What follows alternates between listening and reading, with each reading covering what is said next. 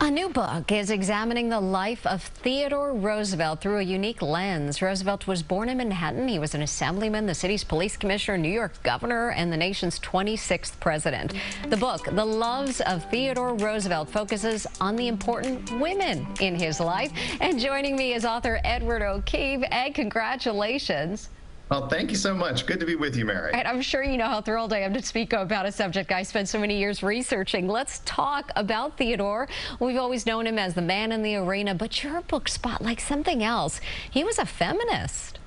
Well, The Loves of Theodore Roosevelt makes the argument that perhaps the most masculine president in the American memory was the product of unsung and extraordinary women. And yes, in 1880, when he met Alice Hathaway Lee, the subject of your amazing book, If a Poem Could Live and Breathe, he endorsed suffrage 40 years before the 19th Amendment. He called for women to own property, to be judges and lawyers, and not necessarily take their husband's name upon marriage. Very progressive viewpoint in 1880. Yeah, that beautiful time in the 1880s. We both had the chance to see the original love letters between him and Alice, and I understand you found something more, a relic of Alice's that he kept private even from his second wife? Pretty extraordinary find at Sagamore Hill out in Oyster Bay. I was with the National Park Service and we discovered a lock of Alice Hathaway Lee's hair that Theodore had cut after her death on February 14th, 1884. It had been there hiding in plain sight, but it has never been written about in any prior nonfiction book. It really shows that while he didn't expunge Alice from his soul, which is what has commonly been written, that he was so pained by her death and passing at 6 West 57th Street in Midtown today that he had to really do that to survive. But here it is, this relic of Alice Hathaway Lee's hair that he kept not only with him for the rest of his life, but kept hidden from Edith, his second wife. And that final letter of Alice was so devastating to read, with that shaking hand. She wrote her love to him. Tell me how you believe her passing affected him and ultimately led to the presidency. Well, I mean, Alice Hathaway Lee was a Boston Brahmin, and as we New Yorkers know, sometimes New Yorkers and Bostonians don't always mix well together. She was the most eligible bachelorette in all of Boston, and yet somehow this geeky naturalist, he's not the Roosevelt we know from Mount Rushmore today.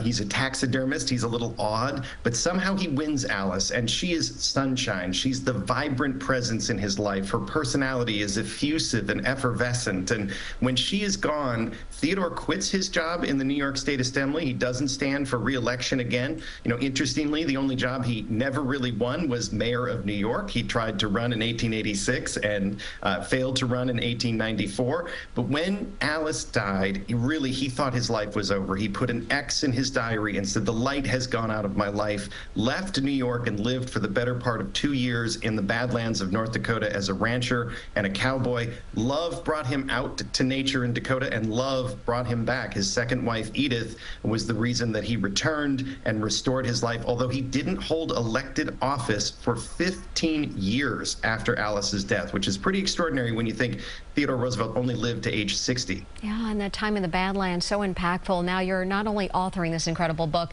but also helping to build the Theodore Roosevelt Presidential Library. Tell me about the process. Where are we? Yes, well, some New Yorkers might wonder why the Theodore Roosevelt Presidential Library is not being built in New York, but we've got the Boyhood Home on East 28th Street, and we've got Sagamore Hill out in Oyster Bay.